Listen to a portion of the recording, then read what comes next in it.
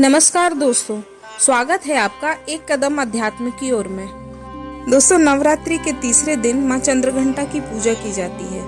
इन देवी के मस्तक पर घंटे के आकार का आधा चंद्र होता है, इसलिए इन देवी को चंद्रघंटा कहा गया है। प्राचीन काल में महिषासुर नामक एक महापराक्रमी असुर का जन्म हुआ था, जो रंभ नामक असुर का पुत्र था एवं दैत्यों का सम्राट था।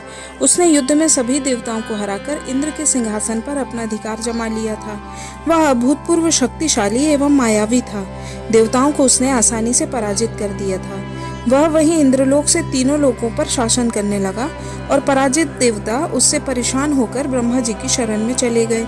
ब्रह्मा जी ने सभी देवताओं की पीड़ा सुनी और सारे देवतागण को अपने साथ लेकर उस जगह प्रस्थान कर दिए जहां भगवान विष्णु और भगवान शंकर उपस्थित थे। महिषासुर के अत्याचारों के बारे में भगवान शिव और विष्णु जी को अवगत कराया गया।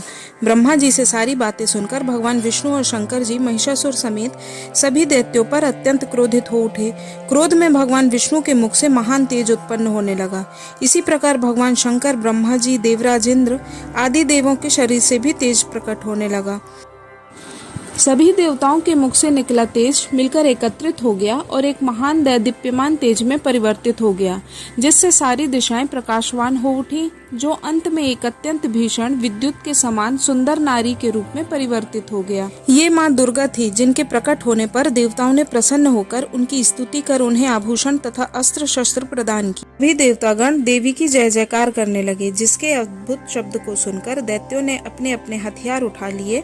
उन्हें समझ आ गया कि एक भीषण युद्ध दस्तक दे रहा है। महिषासुर सभी दैत्यों को साथ लेकर उस शब्द को लक्ष्य करके उसकी तरफ दौड़ पड़ा। वहां पहुंचकर दैत्यों ने देवी दुर्गा का ऐसा रूप देखा जिसमें देवी के चरणों के भार से पृथ्वी दब रही थी और उनके प्रकाश से तीनों लोक प्रकाशित हो रहा था। महिषासुर का सेनापति चिक्षुर उन महान देवी दुर्गा पर टूट पड़ा।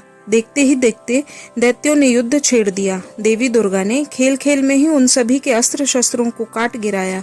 अब महिषासुर भैंसे का रूप धारण कर देवी दुर्गा के श्वास से उत्पन्न हुए गणों को त्रास देने लगा। देवी दुर्गा के सिंह पर भी झपट पड़ा, जिसे देख देवी के क्रोध का आक्रोश बढ़ गया। महिषासुर उग्र रूप रखकर देवी दुर्गा पर आक्रमण करने लगा। उनका युद्ध देखकर सारा जगत त्रस्त हो गया। देवताओं को भयभीत देखकर देवी दुर्गा उछलकर महिषासुर के ऊपर चढ़ गईं तथा उसे पैर से दबाकर उसके कंठ पर शूल से प्रहार कर दिया। दुर्गा ने उसका मस्तक तलवार से काट गिराया। महिषासुर की बची हुई सेना सिर पर पैर रखकर भाग खड़ी हुई। इस प्रकार देवताओं को संताप देने वाला महिषासुर नष्ट हो गया। सभी देवगण देवी दुर्गा की स्तुति करने लगे और गंधर्व जय गान करने लगे। तो दोस्तों, यह थी माँ चंद्रघंटा की कहानी।